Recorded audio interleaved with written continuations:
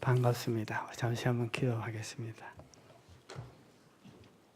주님, 주의 백성들을 모으셔서 영광을 받으시고자 우리에게 이 시간도 찾아오시고 함께 하심을 감사를 드립니다. 오직 주님만이 우리의 눈과 마음 속에 다시 한번 드러나 영광을 돌리는 예배가 되게 도와주옵소서.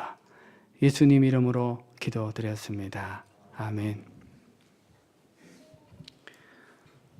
오늘 여러분과 함께 읽은 사무엘상에 나타난 본문은 앞에 있는 사사기와 연결된 본문입니다. 같은 맥락입니다.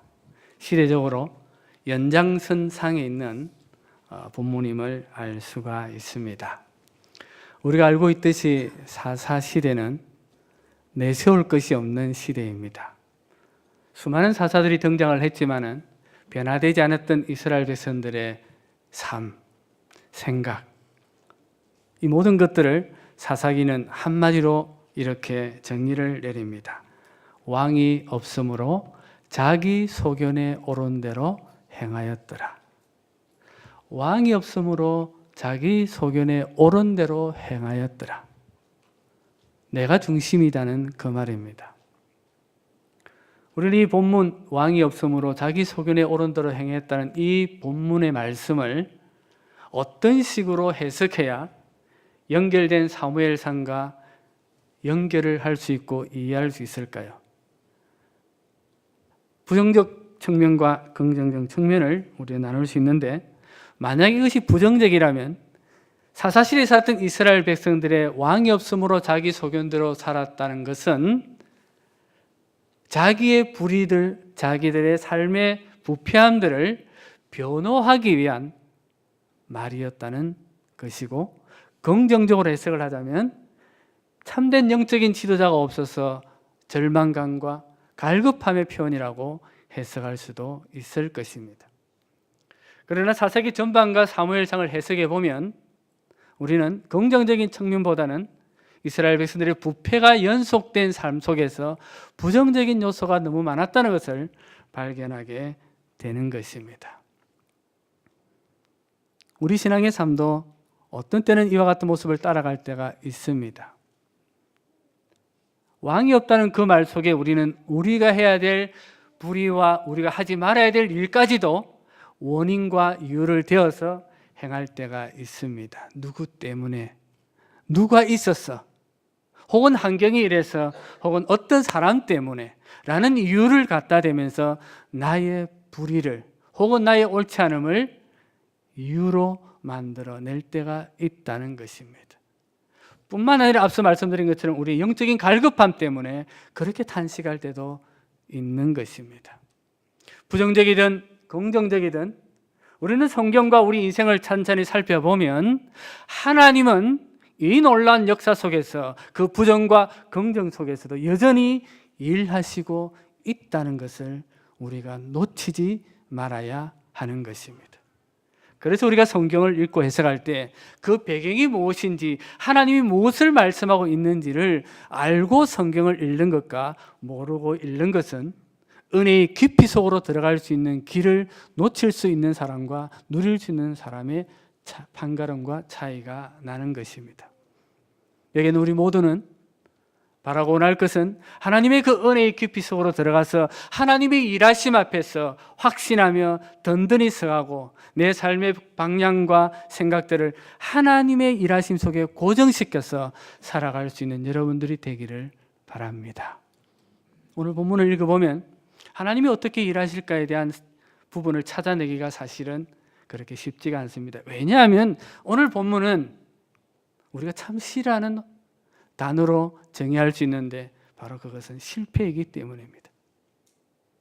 이스라엘 백성들은 하나님을 경외했던 백성이었습니다. 사사시대 연장선 속에 있었지만은 하나님이 여전히 그들과 함께 있었고 그들과 함께 있다는 증거로 하나님의 임재의 상징인 법궤가 그들에게 있었습니다. 하나님 보실 때 만족함이 없을 수도 있었지만은 하나님은 그 백성들을 떠나지 않으셨습니다. 나는 너와 함께 있다는 것을 나타내기 위해서 하나님의 법궤가 그들 가운데 있었다는 사실입니다. 시간 속에서 이스라엘 백성은 블레셋의 공격을 받습니다. 이 전쟁이 일어났을 때 이스라엘 백성들은 적군 블레셋과 싸움을 시작하는데 예상치 못한 결과를 1차적으로 맞이합니다. 그것은 이스라엘 군사들이 4,000명이나 전쟁에서 죽어 나가는 겁니다. 그 사건 앞에서 이스라엘 백성은 굉장히 당황해합니다. 아니, 우리가 어떤 백성인데 이런 죽음을 맞이했는가? 그들은 그 죽음의 패배의 원인이 무엇인가를 생각하는데 어떤 전략을 잘못 짰기 때문에, 혹은 우리가 어떤 고지를 점령하지 못했기 때문에 라고 전략적으로 해석하는 것이 아니라 왜 우리가 졌는지를 신앙적으로 접근하고 있다는 그 말입니다. 이것은 굉장히 긍정적인 요소입니다.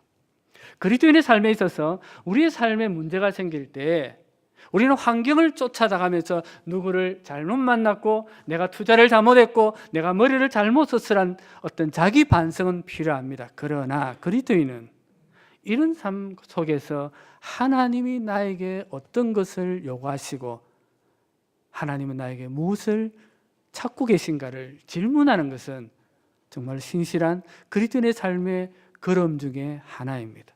이스라엘 백성들은 여기까지는 좋았습니다. 왜 우리가 패배했는가? 이유는 그렇구나. 하나님의 법궤가 없어서 우리가 졌다. 얼마나 멋진 결론입니까? 하나님의 법궤가 우리를 가져오지 않았기 때문에 우리는 이 전쟁에서 질 수밖에 없었구나. 표면적으로는, 명분으로는 참 좋은 신앙적인 결론인데, 그러나 그 속을 딱 살펴보면 신앙적인 발상이 아니라는 것입니다. 다분히 여기에는 이방신적인 우상의 생각, 이방 종교의 사상이 깔려 있다는 것입니다. 이스라엘 백성들은 이 전쟁의 패함으로 말미암아 하나님의 법궤가 있었다면 우리는 패하지 않을 것이란 결론에 도달한 후 그들은 사람을 보내서 법궤를 가지고 옵니다. 법궤가 도달했을 때 이스라엘 백성은 환호성이 그 딘지를 울려나기 시작했고 하늘을 찌를 듯이 사기가 충천했습니다. 반대로 블레셋 군사들은 생각하기를 이제 우리는 죽었다. 이스라엘의 참신이 왔으니까 이제 우리는 죽었다. 그러나 이왕 뽑은 칼 마지막에도 한 판 붙어보고 결판을 내자는 각오로 두 번째 전쟁에 임합니다. 절 것이라 생각했던 블레셋 군사들은 놀랍게도 대승을 하고 이길 것이라 생각했던 이스라엘 백성은 참패를 당해버립니다. 뿐만 아니라 법궤까지 빼앗깁니다. 신앙적인 동기로 하나님의 법궤를 가져왔는데 하나님이 우리와 함께 하신다는 확신 속에서 그들은 전쟁을 했는데 그들은 완전히 그곳에서 패할 뿐만 아니라 법궤까지 빼앗기는 일들이 일어난 것입니다. 무엇이 잘못되었을까요? 도대체 무엇이 잘못되었길래 하나님의 법궤가 이스라엘 이방 민족에게 빼앗기는 수모를 당하게 되었을까요?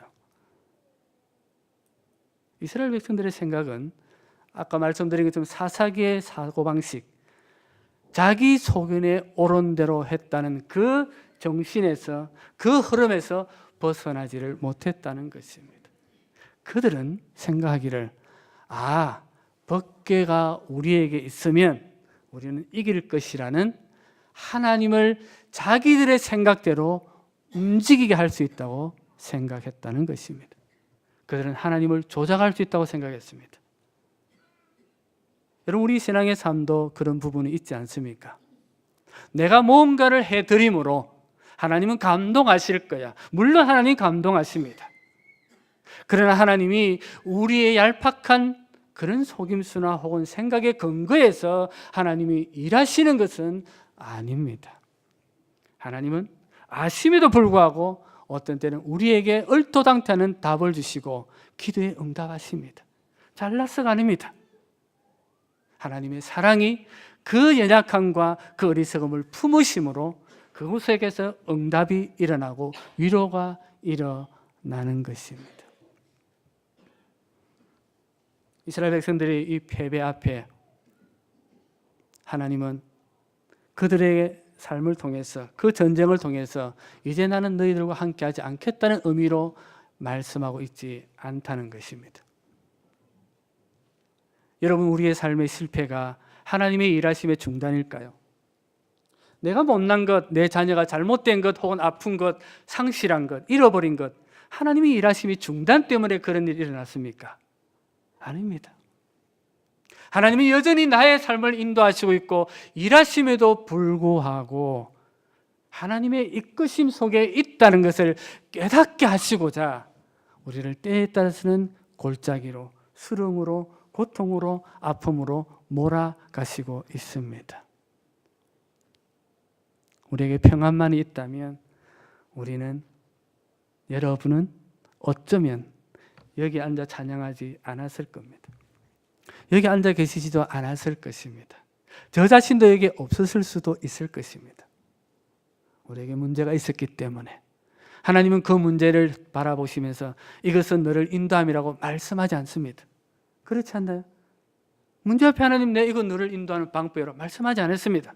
그런데 지나고 보니까 내가 여기에 있는 이유가, 존재하는 이유가, 하나님 백성으로 예배하고 찬양하는 이유가 믿음이 많든 적든 끌려왔든 체면담에 왔든 여기에 있는 이유가 하나님의 일하심 속에 있고 그 일하심의 궁극적인 목적이 나 같은 사람을 통해서 하나님이 영광을 받으시고자 나를 오늘 여기에 있게 하셨다는 것입니다. 벅개가 빼앗겼으니 이스라엘은 큰 절망 속에 빠졌습니다. 그 소식을 엘리 제사장에게 전해줍니다. 엘리 제사장은 조마조마한 상태에서 한 사람이 달려오는 그 모습을 보고는 직감했을 것입니다. 뭔가 일이 생겼구나. 드디어 그에게 소식이 오는 소식은 무엇이었습니까? 제사장이요, 벅개가 빼앗겼습니다.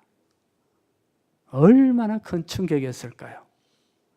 오늘 성경은 우리에게 벅개 빼앗긴 소식을 들은 엘리에 대한 이 말씀을 기록합니다. 18절에 하나님의 괴를 말할 때에 엘리가 자기 의자에서 뒤로 넘어져 문 곁에서 목이 부러져 죽었으니, 충격적인 사건입니다. 그 소식 앞에 엘리는 98세였고 눈이 멀은 상태였지만 그 소식으로 뒤로 자빠져 목이 부러져 죽었다는 것입니다.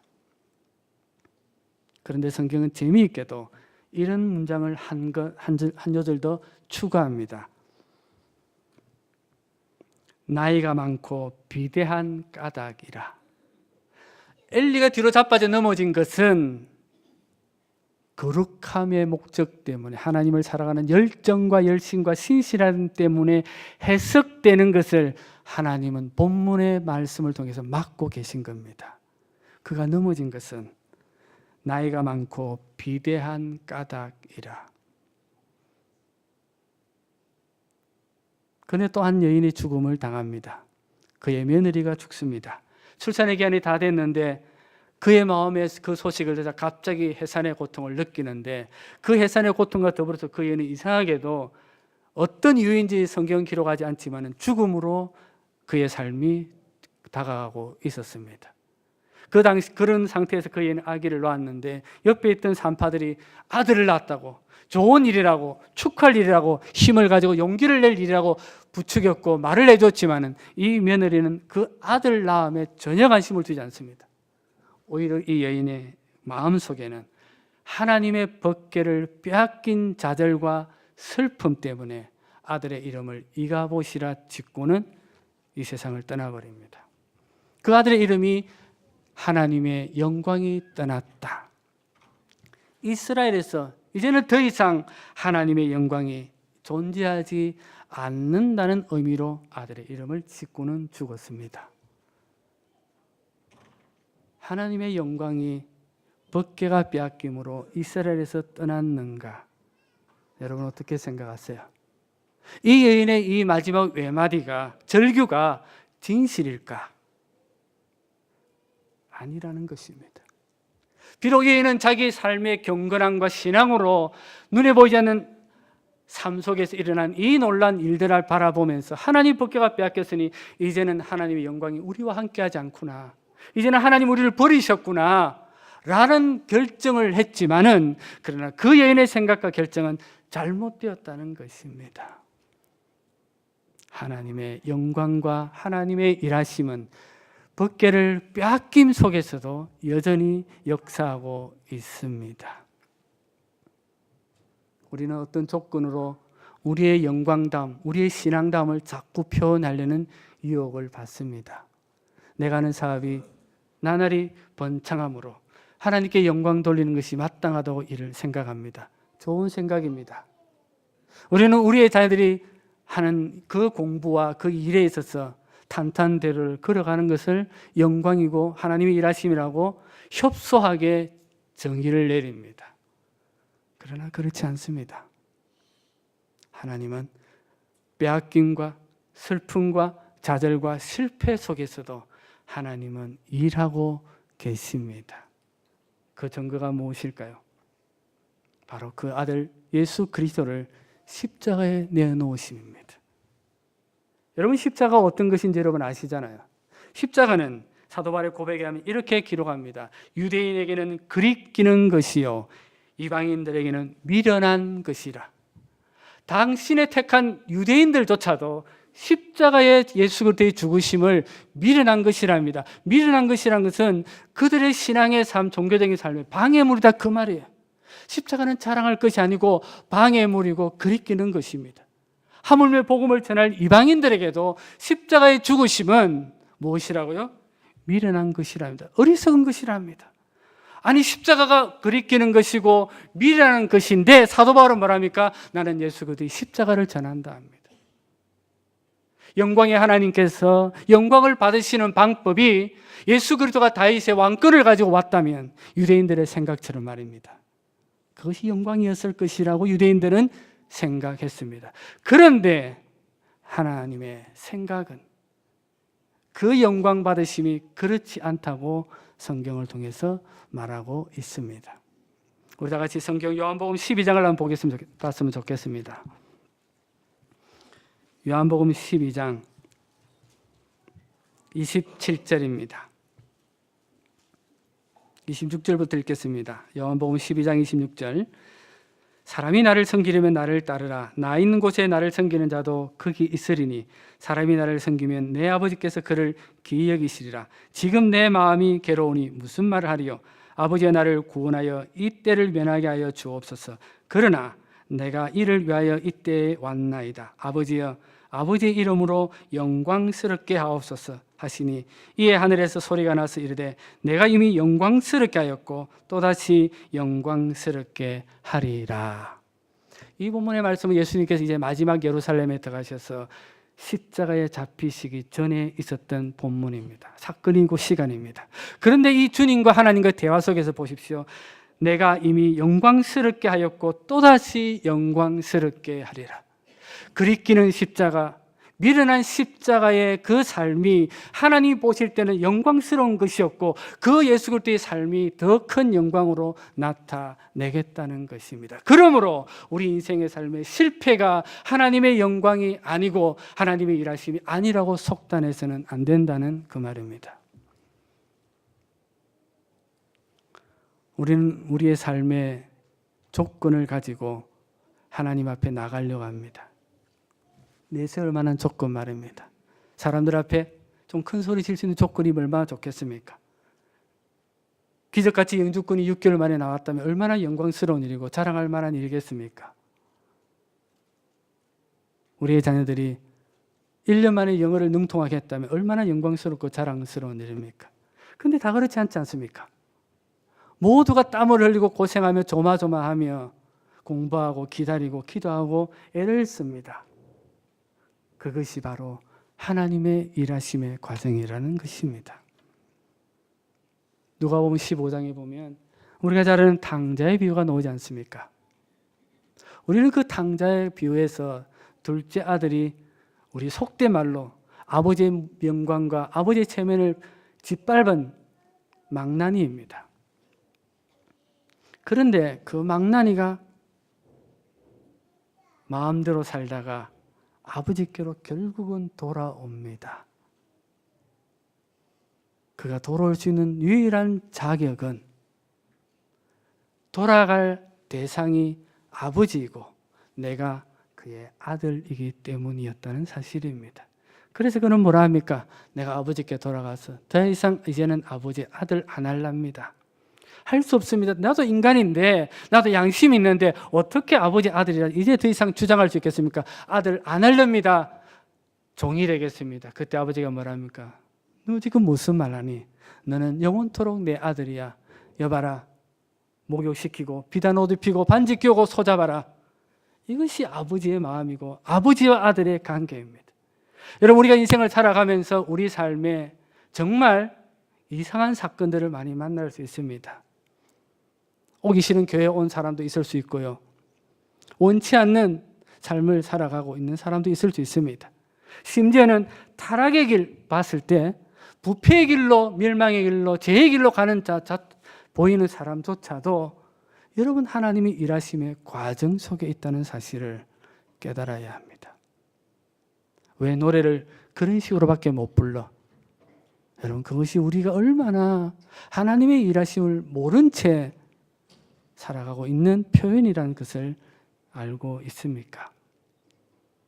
우리의 못생김과 우리의 무능함, 우리의 못난 것을 통해서 하나님이 일하신다는 것입니다. 이스라엘 백성들을 오늘 보십시오. 자기의 생각과 자기들의 주장과 자기들의 조건으로 하나님을 조작할 수 있다고 그들은 충분히 확신했습니다. 그런데 하나님이 그들의 조작에 놀아나지를 않습니다. 오히려 철저하게 무너지게 하십니다. 하나님은 우리의 삶을 통해서 하나님의 영광을 반드시 나타내실 겁니다. 때에 따라서는 이해할 수 없는 하나님의 방식이 우리 삶에 전개될 것입니다. 우리는 또 그것을 구경할 수도 있습니다. 그럼에도 불구하고 하나님은 그 상 가운데 역사하시는 하나님이십니다. 우리의 머리카락을 세신 하나님 심심해서 세실까요? 나도 모르는 머리카락 수로 하나님이 세신대요. 그건 뭘 말합니까? 하나님이 할 일이 없어 세는 것이 아니라 그 말씀 속에는 하나님의 놀라우신 간섭, 보호하심, 인도하심에 대한 우리 이해를 향한 표현일 뿐입니다. 우리가 그것을 이해하라고요. 하나님이 어떤 분인가를 이해하라고요. 그렇다면 우리는 이 하나님의 일하심 앞에서 하나님을 바라보며 걸어가는 그 하나님의 신실하심을 의지하도록 성경은 우리에게 요구하고 있다는 그 말입니다. 여기서 한 가지 우리 질문해야 됩니다. 그러면 마음대로 살아도 되는 것입니까? 하나님이 인도하시는데 마음대로 살면 되지 않을까요? 어차피 내가 돌아올 수 있으니까. 그러나 여기서 한 가지 중요한 질문을 해야 합니다. 여러분이 정말 하나님의 자녀라면, 그가 분명히 그 하나님의 자녀라면 그는 돌아옵니다. 깨닫습니다. 그러나 자녀가 아니면 똑같은 방탕의 길을 갔다 할지라도 돌아올 수가 없다는 사실입니다. 이스라엘 백성들이 법궤를 빼앗김으로 이제 하나님의 영광이 떠났다는 이 외마디가 마치 이스라엘 전체의 고백처럼 들려지고 있고 본문 속에 기록되어 있지만은 하나님은 이 여인의 생각처럼 하나님의 영광이 떠나지 않으셨다는 것입니다. 여러분이 계속해서 성경을 읽어보시면 하나님이 어떻게 다시 당신의 백성에게로 돌아오는지, 이 법궤가 어떻게 돌아오는지를 정확하게 보실 수가 있습니다. 그러므로 하나님은 당신의 영광을 우리를 통해서 받으시기를 원하시는데, 우리가 하나님의 일하심을 신뢰할 때만이 그 영광이 구체화된다는 사실을 우리에게 보여주고 있습니다. 조건으로 내가 하나님이 나에게 일하신다고 자꾸 드러내밀지 마시기를 바랍니다. 조건이 아닙니다. 하나님, 내가 무언가를 하겠습니다. 11조도 하겠고 감상금도 하겠고 금식도 하겠고 작정 기도도 하겠습니다라는 조건으로 하나님께 나아가지 않기를 바랍니다.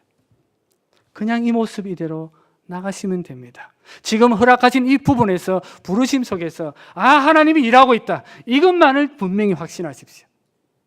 나에게 설명 안 하시고 이끄십니다. 우리에게 해석해 주지 않습니다.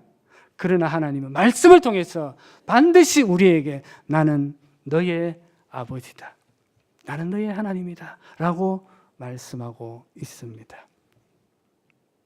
제가 한 번은 제 인생의 삶을 살아가면서 기쁨이 없는 거예요. 예수를 믿는데 기쁨이 없어요. 성경은 항상 기뻐라고 말씀되어 있는데 굴곡을 너무 많이 타고 변화가 너무 심하게 일어난 것을 경험하고는 왜 그럴까? 왜 내 삶 속에 내가 같은 예수 그리스도인데 어떤 사람은 찬양을 참 기쁨 속에도 하는데 어떤 날은 그렇지 못할 때가 있을까? 왜 내 신앙생활 이렇게 매너리즘에 빠져서 살아가는 것일까? 교육자의 생활을 살았으니까 교회 생활은 누구보다 어느 정도 잘 안 알겠는데 그 원인을 찾지를 못하겠던 거예요. 고민하면서 시간을 보내는 가운데 깨달은 것이 있습니다.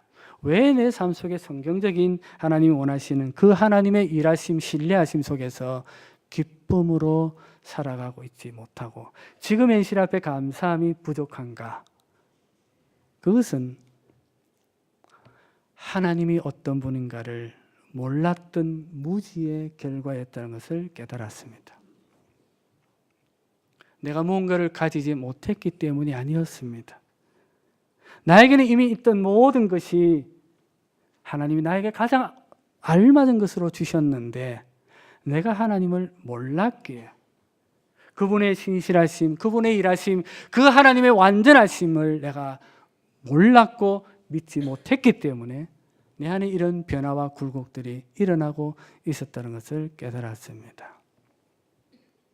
여러분 저와 동일한 감정들을 혹은 상태들을 경험하셨을 것이고 하고 있는 분도 계실 겁니다. 무엇 때문이라고요? 여러분이 떠난 이스라엘 백성들처럼 지도자를 못 만났어도 아닐 것입니다. 이유를 찾으려면 될 수 있겠죠. 그러나 그것이 아니라 무엇일까요? 하나님을 모르면, 내가 하나님과의 어떤 관계 속에 있다는 사실을 알지 못하면 우리는 끊임없는 반복의 굴곡 속에서 살아갈 수밖에 없는 것입니다. 에베소 1장 4절은 우리에게 뭐라고 말합니까? 창세전에 우리를 그리스도 안에서 택하사 하나님 앞에 흠없고 거룩한 자로 세우시겠다고 하나님이 이미 도장 찍으셨어요. 풀스탑입니다. 마침표 찍으셨어요. 그럼 뭡니까? 하나님이 그렇게 이끌어 가신다는 것입니다. 말씀에 그렇게 돼 있으면 말씀이 이루어지는 겁니다. 그런데 그 과정이 하루아침이 아니라는 것이죠. 삶 속에서 순간순간 하나님이 나를 이끌어 가시는데 거룩과 흠없는 모습으로 서게 하시기 위하여 우리를 이끌어 가시는, 일하시는 하나님이시다. 이것을 우리로 깨닫게 하는 것입니다. 여러분 지금 그 과정 속에 있습니까? 무언가를 아직도 내세울 만한 것을 있어야 목에 힘이 들어갑니까? 그것이 아니라 하나님이 내 안에 일하심을 알고 신뢰할 때 내가 기대했던 것 다 빼앗겨도 패배란 단어, 실패란 단어가 내 앞에 현실적으로 왔다 할지라도 그 사건 뒤에 여전히 일하시는 하나님을 바라보면서 일어서 용기를 가지고 살아가는 여러분 될 수 있기를 주님의 이름으로 부탁을 드립니다. 기도하겠습니다.